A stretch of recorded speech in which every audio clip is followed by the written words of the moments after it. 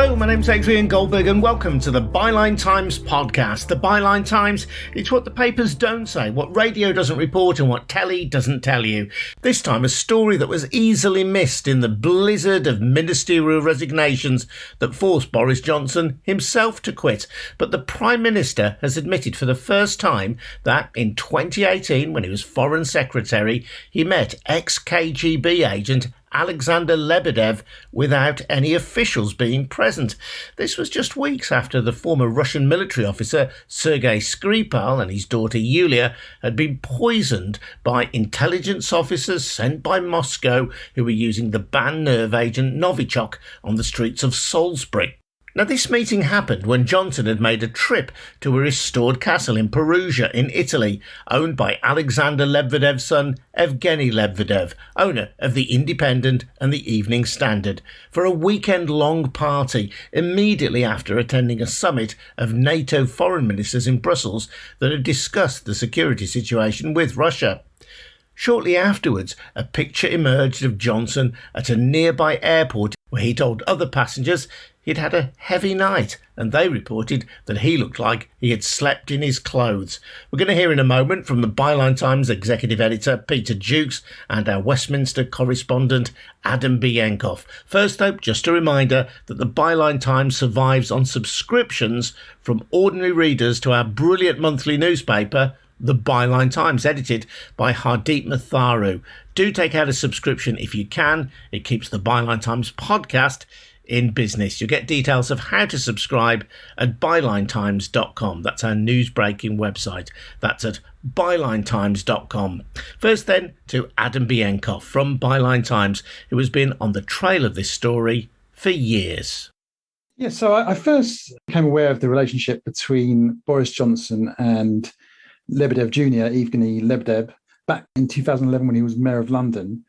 And it appeared on the Mayor's registers of interests and gifts and hospitality, where he declared that he'd travelled to Italy to meet with Evgeny Lebedev at his villa. And this then subsequently became a sort of annual retreat for Johnson. And he built up a relationship with Lebedev, but also built up a relationship with Lebedev's father, Alexander Lebedev, who is, well, he describes himself as a former KGB agent. Some people would question whether anyone can ever be former of the KGB. And he continued this relationship once he stopped being Mayor of London and became an MP and then became the Foreign Secretary. And in 2018, the Observer reported that Johnson had attended one of these gatherings in Italy and had also met privately with Alexander Lebedev there shortly after the Sergei Skripal attempted assassination, and that he had abandoned his security team and any officials. Now, this was never commented by Johnson at the time. And over many years, there's been questions put to him about this, and he's refused or ignores that, or to answer or ignored those questions. But in a meeting of the liaison committee at the height of the leadership crisis, he was asked directly about this and again tried to evade it and said he wasn't sure about dates, etc., etc. But ultimately, after lots of prodding, he did admit for the first time that he did have this meeting and that no officials were present. He did slightly try and cover himself and say that he had informed officials, or he actually said that he thinks that he informed officials. But again, as we have reported in the past, there's no record of this actually in his Foreign Office register. So it doesn't massively move the story on, since we knew this happened, but for the first time, we at least now have an admission from the Prime Minister about the fact that this meeting took place. The question then is whether this points to any wrongdoing by Johnson, or whether simply meeting a former KGB agent is wrongdoing in itself. After all, there is this old saying in Russian, once an agent, always an agent.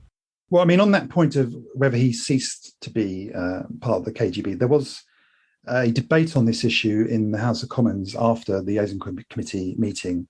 And a Labour MP, Liam Byrne, who has been following this story for a long time as well, he said on the House of Commons, under the gift of parliamentary privilege, that he had seen an intelligence report suggesting that Alexander Lebedev still has links with the FSB, and also suggested that he has connections to the Russian nuclear program. Obviously, he said that in Parliament. We don't have any sort of direct evidence of that. We haven't seen that report ourselves.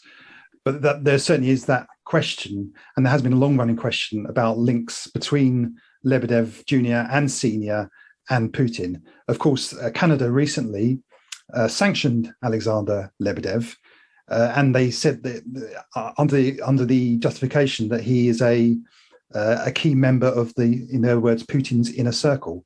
So all of this evidence does suggest that there are still strong links between Lebedevs and Putin, no matter how much Lebedev Jr. in the past year or so has tried to distance himself from Russia due to the Ukraine invasion. Can I add some detail to that? Yeah, please.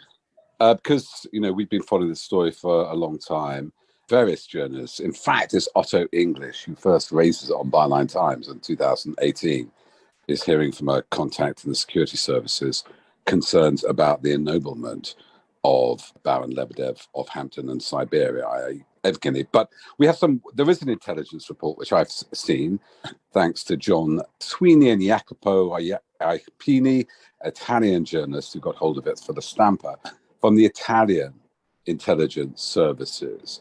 And their assessment was he was still actively sort of close to Putin. Now, this is a complicated thing about Russian oligarchs, because we have to understand it's not a set position. There was a time, and John Sweeney's report on this, when Alexander Lebedev, being the sort of very senior officer in the KGB in London, left to work in the world of media.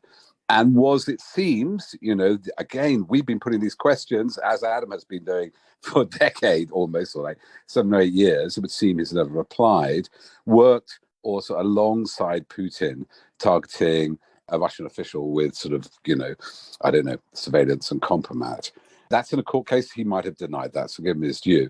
But he was close to Putin, and then there is definitely a falling out. There have been other oligarchs in a similar position. A Ukrainian-born, former Soviet-born oligarch, Alexander Temerko, was very close to Johnson, plotted the downfall of Theresa May, according to him, with Johnson, also fell out with Putin. But something important happened in the early teens, if you like, or around 2012 to 14, when Putin comes back, returns as president, and war in Ukraine actually begins. They begin to turn. We know that Alexander Lebedev was supportive of the annexation of Crimea. I think he said it. I think his son has said it too. But also, he's apparently, last time we looked, had a major property in the Russian-occupied part of Ukraine called Crimea. So it's interesting to talk to Tom Watson, former deputy leader of the Labour Party, who was on your weekly politics show. Great show, fantastic listen. You mentioned this issue of the Lebedevs and Johnson. He said, well, maybe they weren't close to Putin. There definitely was a time when they weren't. But it looks like, as a lot of oligarchs did 8 years ago, some started falling out of windows, some started, disappearing or having heart attacks. So they came around to Putin's way of seeing things. What has been established and not denied, I think kind of confirmed by the Foreign Office, is by Paul Garita on his Tortoise podcast, that at that meeting in 2018, he offered to Johnson Alexander set up a back channel to Putin. So that's pretty serious. This is just after a hostile, but not the first, Polonian on the streets of London to attack a British citizen, Alexander Litvinenko, killed by radioactive material, polonium. But here we go. We are in the weeks after a nerve agent attack on British store, which inadvertently kills a British citizen and nearly kills a Russian dissident and his daughter.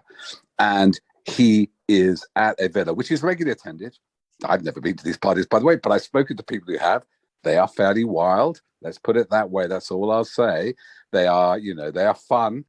He goes there without a Foreign Office, a security detail advisor. It's not registered in the weeks after this serious attack on British soil. And he's the Foreign Secretary. For much less, John Profumo resigned in 1963 to huge scandal in that there was the defense minister who happened to have an affair with somebody else, was having an affair with a Soviet attaché. Of course, it was in the middle of the Cold War, Cuban Missile Crisis. This was after Skripal attack, after Putin had invaded Ukraine for the first time in 2014. I'm amazed it's been swept under the carpet. I'm amazed it's taken so long for us to get an answer. I mean, Peter, you're talking there about Profumo, but then there's a sort of more recent example. Priti Patel, who met with Israeli officials for unauthorized meetings without her advisor at the time, and she was sacked by Theresa May for doing so. There's quite a sort of strong parallel there with what Johnson did, having these unauthorized meetings, as you say, when he was Foreign Secretary in a position of authority. And for that meeting to go ahead without any record, we don't know what was said. This is the first time he's ever really spoken about it. There's been no explicit denial about there's a back channel to Putin. So these are questions that still now haven't been asked and may never be answered, because now, of course, Johnson is leaving Downing Street and going back to the backbenches. I must have just add a point to that about that meeting. It was, after he'd flown back from a NATO conference about their response to the Skripal. So the thing is, in those situations, in somebody's private house, in a party-like atmosphere, is not just this back channel to Putin, is what you may say, what indications you may give to somebody who was a former KGB agent and allegedly back close to Putin. It's incredibly worrying. But in the largest context to me, Adam, is the whole saga of Russian clear-cut interference through its state TV channels or remote state TV channels, RT and Sputnik, intervening in Brexit.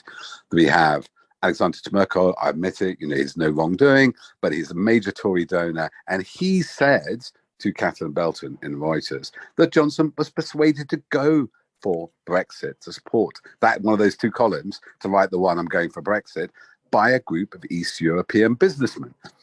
Now, we've quizzed, tried to find out more. He's clammed up. But it is interesting to note, as Sarah Vine, Michael Gove's former partner, says, that Evgeny Lebedev was at the dinner with her and Michael Gove and Johnson when he decided to go for Brexit. So there is this amazingly uninvestigated, the Intelligence Services Committee begged the security, why haven't you looked at the presence of Russian money in British politics, the attempt to influence elections? And here you have a foreign secretary and then the prime minister who's close to quite a few Eastern European businessmen. And there's been no investigation, even to reassure us, nothing happened. Just to be clear as well, that Evgeny Lebedev, the son of Alexander, was not a former KGB agent. He might argue, well, look, whatever my dad did, whatever my dad was involved in his professional life, that's not me. I'm another person. I'm a different person. Well, it's a very fair point. And, the burden of proof is, we're talking about meetings with Alexander, right? Not with him. There's been many, as Adam has documented brilliantly, many, Evgeny, his man about town, a charismatic figure, lots of friends. Alexander is the KGB agent. But I would say, if you look at Evgeny's statements around the annexation of Crimea in 2014, he was quite favourable to that. And so was, Adam will correct me because I get this slightly wrong. But during the Brexit campaign, if I recall correctly, Boris Johnson said the annexation of Crimea was the EU's fault. Isn't that right, Adam? Yes, he did imply that, yes, at the time in an article. In an article he wrote, and he also wrote articles very similar to those written by Evgeny Lebedev at the time. And yes, I think it's fair to point out that, the sins of the father is not the sins of the son. But, it is the case that Lebedev and his father worked closely together in getting the Independent and the Evening Standard at the time. And correspondence that I've revealed at Byline Times as well has shown even Lebedev Jr. also boasting of his connections to Russia and ability to raise funds from Russia while Boris Johnson was Mayor of London. So yes, of course, nobody is suggesting that Lebedev has that kind of relationship that his father had with the Russian state, but there are certainly questions about how close he is to Moscow and remains. And indeed, and was appointed to the House of Lords against the advice of officials, despite concerns being raised, presumably because of these connections. Yes, and those concerns were raised, we know, with Boris Johnson, and he argued against them, and those concerns were subsequently withdrawn by the security services. There was then a vote in the House of Commons for the Prime Minister to reveal the details of the advice that he was given by the security services. He essentially ignored that democratic vote of the House of Commons. The correspondence was not released by the deadline that was set by MPs. And when it was eventually released, there was no information there about the advice that he'd given by security services. And this week, ministers again refused to confirm exactly what was told to the Prime Minister. So there's still a big question about exactly why security services were concerned about Lebedev's appointment to the House of Lords. And there is an ongoing investigation by the House of Commons Intelligence and Security Committee into this matter as well. Could I just add something there, Adam? Yes, this is, unfortunately, it fits into a wider picture. Just to get his title, by the way, Baron of Hampton and Siberia, that required the permission of Vladimir Putin in the second half. Meanwhile, Adam mentions the Intelligence Services Committee. We saw what happened in that report. I think it was finalised. Dominic Grieve was still the chair sometime in late 2018. Then 2019, Johnson sits on it. He doesn't want to release before the election. There is an election. The chairs change. He tries to get Chris Grayling elected as chair, but Grayling fails, and they release this heavily redacted report. I must warn people, it's about other oligarchs. I don't, as far as I know, there's no suggestion the Lebedevs appear in this report, but other oligarchs do. And it is a pattern of embarrassment or something darker that they try to suppress this. And this is the problem of compromise. The mere fact you're embarrassed that you can't talk about this party where you met a former KGB agent means you have been compromised, even to a small extent. Worth pointing out as well that Evgeny Lebedev, again, there's nothing illegal about this, but our colleague Sam Bright at Byline Times has revealed that he's joined the board of a non-profit enterprise created not by the Russian government in this case, but by the Saudi government. So he holds a position alongside Crown Prince Mohammed bin Salman, MBS, who, according to US intelligence services, approved the murder of the journalist Jamal Khashoggi in 2018. So it's, Adrian, what's interesting about this, it's both a kind of intelligence, you like spy, potentially a spy scandal, but one of those kind of Profumo-like stories. But it's also a media scandal because both of them, but Alexander since left the board, both Lebedevs own quite a big and important media company in this country. And we previously reported that they have taking Saudi government agency ads. They were, putting them in not very clear sponsored content in the Evening Standard and the Independent. Now, Adam will know this better than me. People would say, well, he may have been a big booster of Johnson, but the Independent's quite independent and, was a bit of a Remainer paper. And people read the ideology in some simple way, like we might do with the Telegraph or the Mail or something. But Adam, you can ask, isn't it right that whatever the political position as regards to Brexit or any particular other party issue or political issue, the Standard has always supported Boris Johnson? Oh, yes. I mean, ever since he first ran for mayor, Evening Standard has long been a strong supporter of Johnson and has continued to be so. And that was the basis of the relationship formed between Johnson and Lebedev. Johnson wrote to Lebedev very early on in his mayoralty in 2008 and suggested a meeting. They met many times over that period and became close friends. Johnson doesn't have many friends in politics or in life, but Evening Lebedev is certainly one of those, which could help to suggest why he seems to have bent the rules or at the very least put a lot of pressure on to get him his peerage in the House of Lords, which is worth saying he has not made use of. He has not actually given a full speech actually inside the chamber of the House of Lords to date, beyond his initial sort of maiden speech, which was done via Zoom. So that relationship certainly remains close, despite all of the things that we've been talking about today. Fascinating stuff. Thank you both. Adam Bienkov, the Byline Times political and Westminster editor. Thank you also to Peter Jukes, our executive editor. Really interesting stuff that I think may yet have a way to go. Good luck to any investigative journalists, including Adam, who are on the trail of that. I'm Adrian Goldberg. This has been the Byline Times podcast, funded by subscriptions to the Byline Times. Get details of how to subscribe at our website, bylinetimes.com. That's bylinetimes.com. And don't forget as well to check out the Bylines app on your smartphone, opening up the world of our regional bylines as well. Thanks for listening. See you next time.